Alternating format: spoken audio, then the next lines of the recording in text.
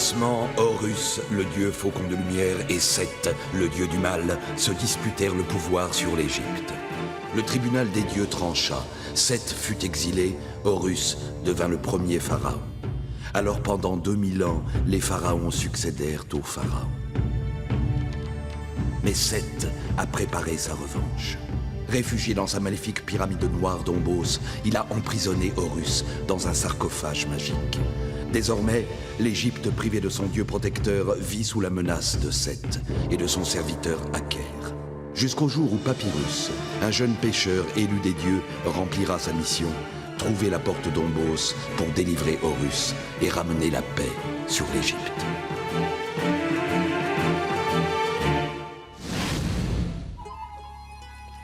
Pour donner plus de magnificence à la fête annuelle en l'honneur d'Horus, Pharaon a décidé la construction d'un nouveau monument à la gloire du dieu faucon, traîtreusement emprisonné par Seth. Eh bien, grand vizir, quelles sont les nouvelles? Très bonne, Seigneur. Le peuple a répondu à ton appel. Nombreuse est la main-d'œuvre et ton architecte royal, Imhotep, est confiant. Le temple sera prêt pour la fête d'Horus. Notre ami Imhotep est vraiment devenu un architecte d'exception. Modérons notre optimisme, Seigneur. Tu sais ce que je t'ai dit. J'ai le pressentiment que les forces de Seth vont tenter quelque chose. Je n'ai pas oublié, Hauser. C'est pourquoi j'ai décidé que toi, ma fille, me représenteras sur les lieux et veilleras à ce que le temple soit achevé à temps.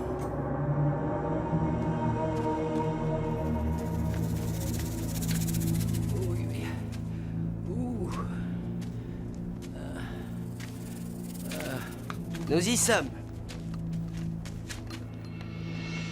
La cité des artisans de la nécropole et le nouveau temple en construction.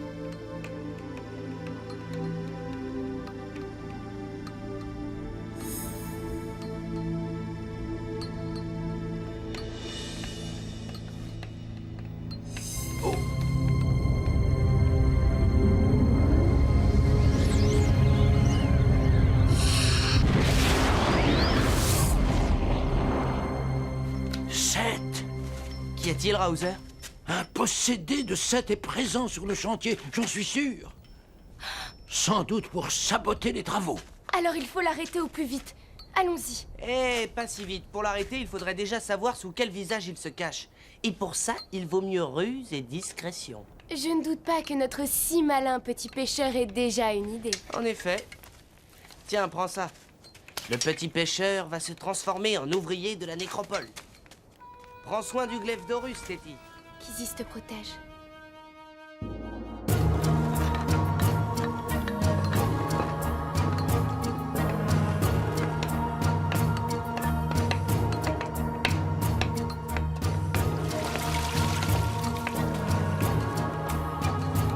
Allons, dépêche-toi.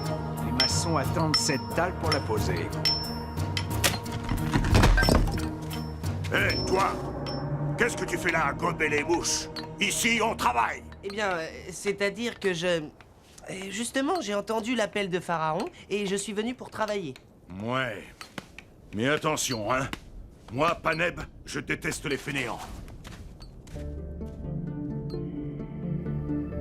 Vous allez comprendre. L'idée est simple, mais il fallait trouver le moyen de la réaliser. La statue d'Horus se trouve au fond de la salle. Invisible dans l'obscurité. Invisible jusqu'au moment où les rayons de Ré frapperont cet endroit. C'est-à-dire à l'aube du jour de la fête d'Horus. Voici l'astuce. Les rayons seront réfléchis par un miroir de bronze vers la statue. Très ingénieux, Imhotep. Et tout à la gloire d'Horus. Mais dis-moi, comment peux-tu calculer tout ça avec une telle précision? C'est un secret, Téti.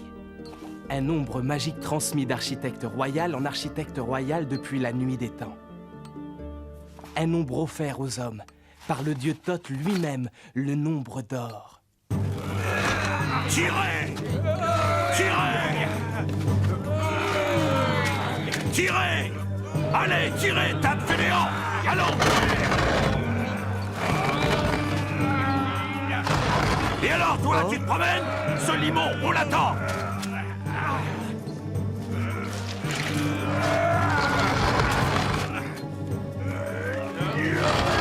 Par Horus, le signe de Seth. Attends, Panem! Cette dalle ne doit pas être utilisée! Il faut la détruire! Non mais de quoi tu te mêles, Blanc-Bec? Je vais t'apprendre!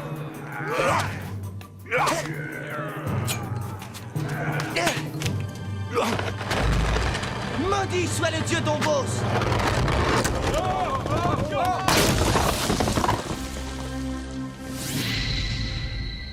C'est un saboteur! Qu'on l'attrape! À la garde! Par là! Je le veux vivant! Vous entendez? Je crois que Papyrus a des ennuis. J'y vais. Qu'on l'arrête! Ce va-nu-pied ne doit pas sortir de la cité!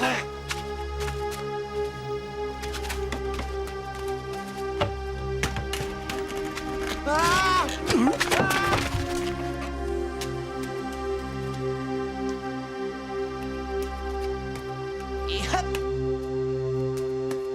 Hop! Téti! Bien joué pour la discrétion, l'élu des dieux.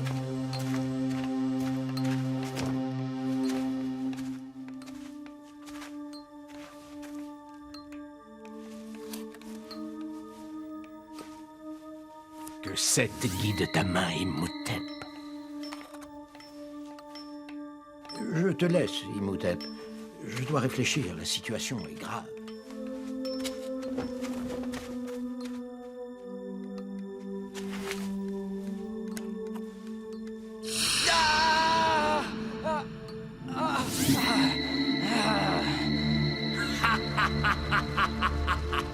Travaille, architecte royal!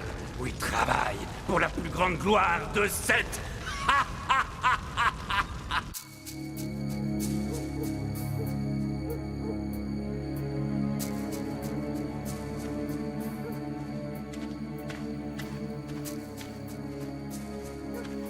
C'est notre homme.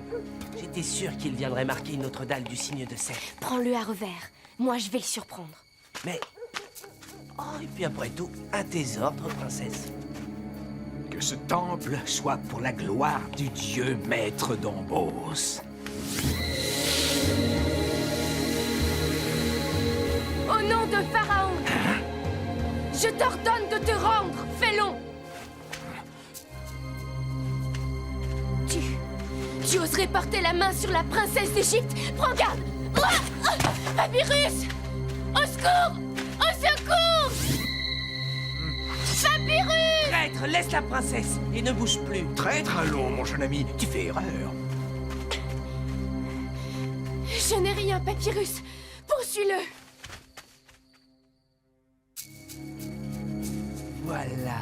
Voilà.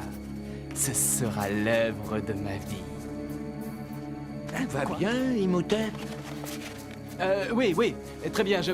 Je corrigeais quelques erreurs, mais tout va très bien. Hauser, tu es là. Tu avais raison, il se passe quelque chose de terrible. Imhotep, il faut absolument vérifier toutes les dalles du temple. Calme-toi, Téti, ce n'est rien. Tu vas m'expliquer ça. Laissons notre ami travailler tranquillement. Mais...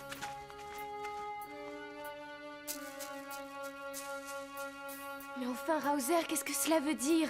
Il faut que je parle à Imhotep. Accompagne-moi, Thèbes. Je dois vérifier quelque chose de très important et je vais avoir besoin de toi.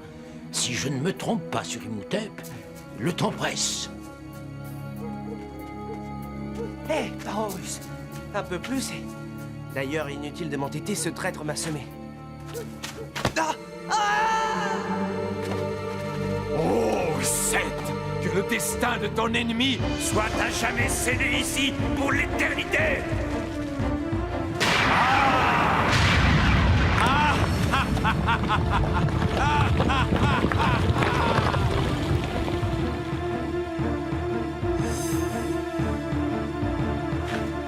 Adieu, Papyrus!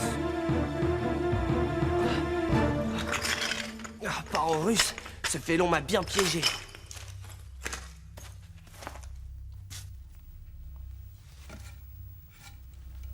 Tiens, on dirait que je ne suis pas le premier à être passé par là.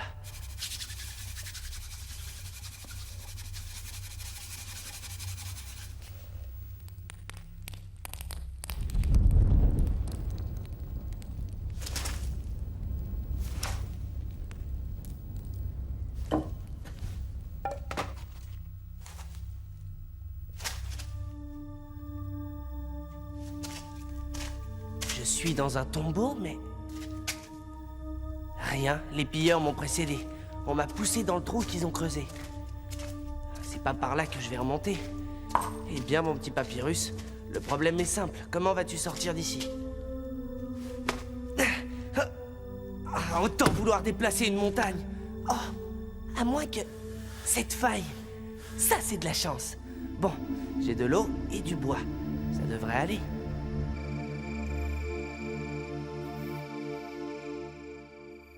Enfin, Raozer, vas-tu m'expliquer? Qu'est-il arrivé à Imhotep? Ah, le voici. Oh là. Les choses sont encore plus graves que tu ne le crois, princesse. J'ai dérobé ce papyrus à notre ami Imhotep. Ce sont ses nouveaux calculs pour le temple d'Horus. Ce chiffre qui revient sans arrêt, c'est le nombre d'or dont parlait Imhotep, n'est-ce pas? Hélas, je crains que non. Et c'est ce que je voudrais vérifier. En le comparant avec celui inscrit dans le livre des nombres que Thoth lui-même a offert aux mortels. Par tous les dieux, le signe de Seth. Le dieu Dombos a détruit le nombre d'or.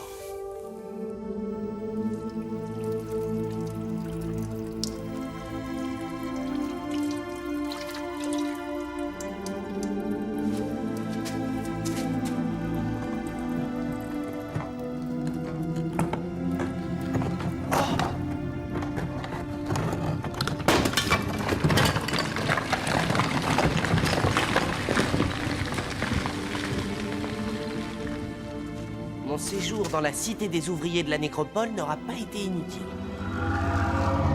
Viens, Papyrus. Viens et je t'aiderai.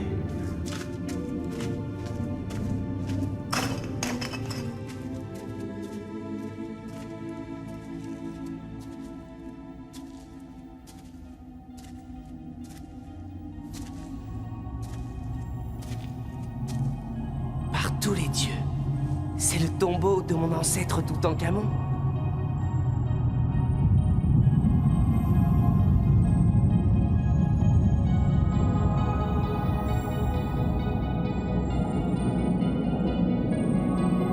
Viens, Papyrus.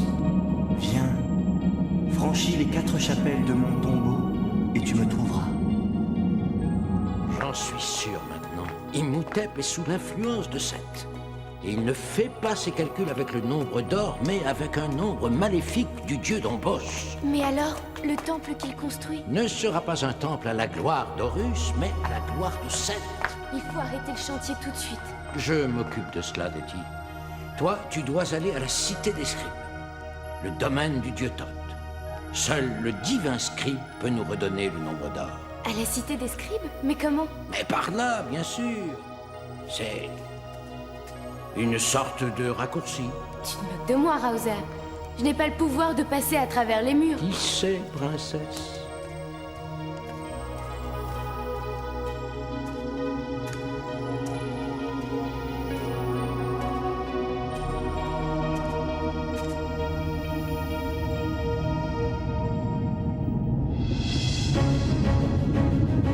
Par Horus, le tombeau se referme.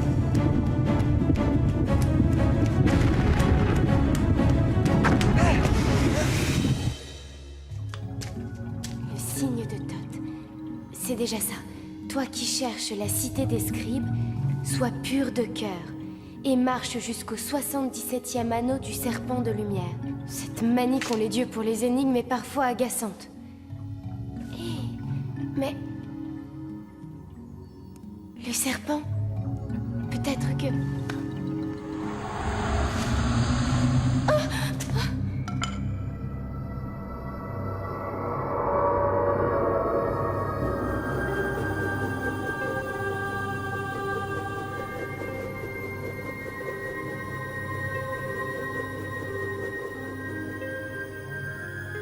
Par Isis, jusqu'au 77e anneau. Ce cher Raozer, toujours aussi malicieux. Je comprends mieux pourquoi il a préféré me confier cette mission. Eh bien, puisqu'il le faut, et d'un, et de deux. Ah! Oh, par tous les dieux! C'est incroyable! Ah! Mais comment passer derrière la deuxième chapelle?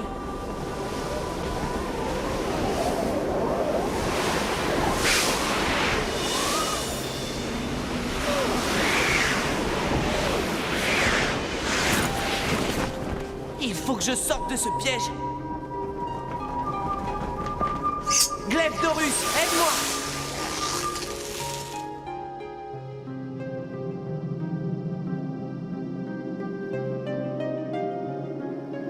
J'ai franchi la deuxième chapelle, mais il en reste encore deux.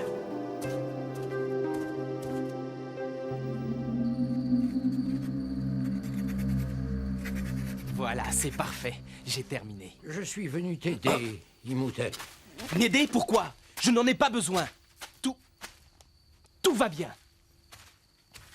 Laisse-moi. Ne t'approche pas.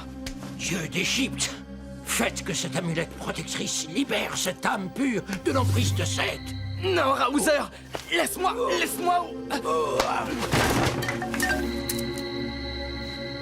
Le calame. C'était donc ça, par Horus, que le sortilège se rompt. Mais... qu'est-ce que... tout est flou dans ma tête. Je ne me souviens de rien. Imhotep, mon ami, tu étais sous l'emprise de Seth. Mais alors, il faut arrêter le chantier. Après tant d'efforts, ce serait dommage.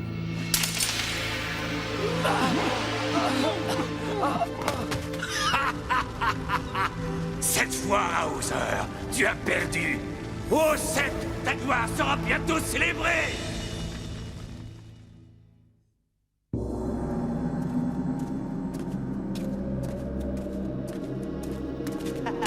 Suis-moi si tu peux.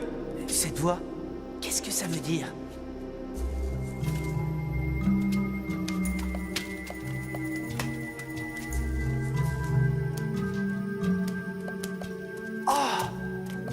Oui, Papyrus. Que se réunissent les forces du petit pêcheur et du descendant de l'enfant pharaon. Plus qu'une chapelle à franchir. Mais comment?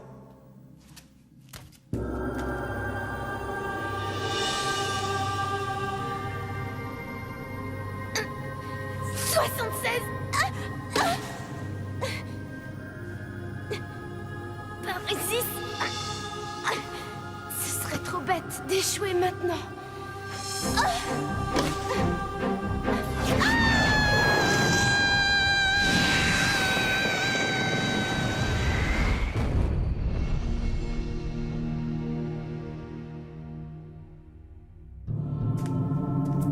J'ai presque fait le tour, mais rien. Par Horus, impossible de continuer. Oh, Isis, mère de l'Égypte, je t'implore. L'enfant pharaon m'a appelé. Aide-moi à le retrouver. Aide-moi! Tu n'as pas en vain fait appel à moi, Papyrus. Viens.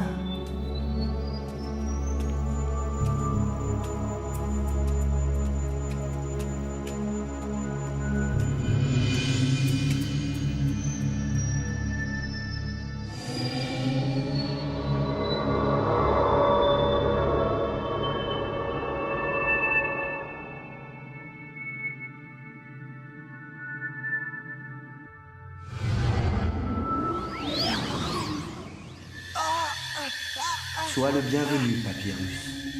Toutankhamon? Oui, Papyrus. Tu as réussi à franchir les 4 chapelles et à venir jusqu'à moi. À moi de tenir ma promesse. Bientôt, grâce à moi, tu parviendras à l'endroit que tu cherches. Tu es bien mon digne descendant, Papyrus. Mais n'oublie pas, le lien qui nous unit doit rester secret.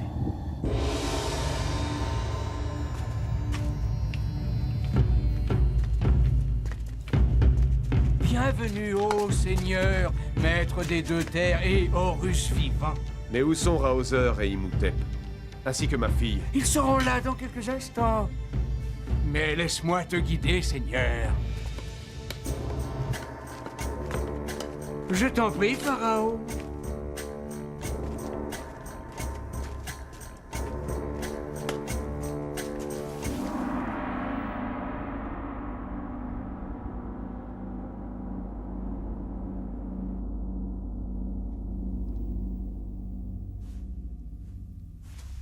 La cité des scribes, enfin! Thoth! Oh Thoth! Divin scribe, dieu des sciences et du temps! Cette menace encore une fois l'Égypte. Le salut des deux terres dépend de toi.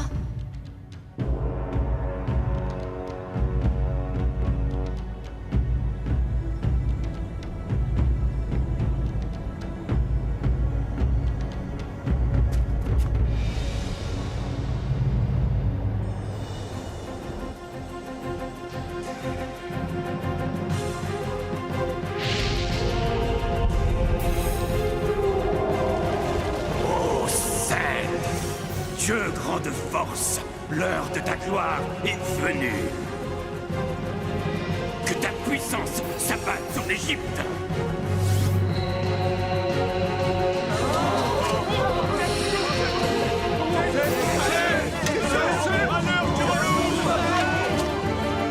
Par tous les dieux! Oh Thoth, rends aux humains le secret du nombre d'or. Je l'ai déjà donné à ton ami, princesse. À mon ami Toutankhamon, l'enfant pharaon. Tu ne me reconnais pas, princesse? Cette voix, c'est Papyrus. C'est impossible, je rêve. Non, Téti, c'est bien moi. Maintenant, il faut vite ramener le nombre d'or. Seule sa magie peut vaincre Seth et rendre son temple à Horus.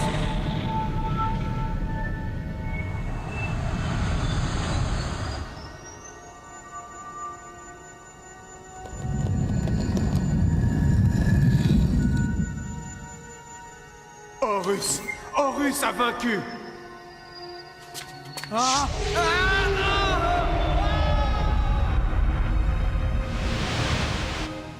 Téti, Papyrus, mes enfants.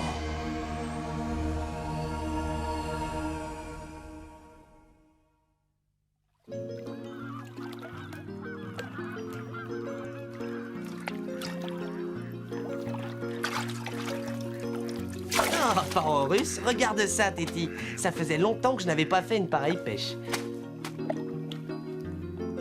Téti, tu m'entends? Et quelque chose ne va pas? À moins que les plaisirs d'un simple pêcheur ne t'indiffèrent. Une chose m'intrigue, Papyrus. J'ai rêvé ou tu portais réellement le masque de Toutankhamon? Moi?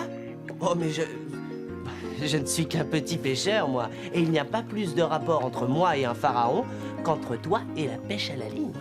Tiens, essaie pour voir. C'est vrai que moi, la pêche...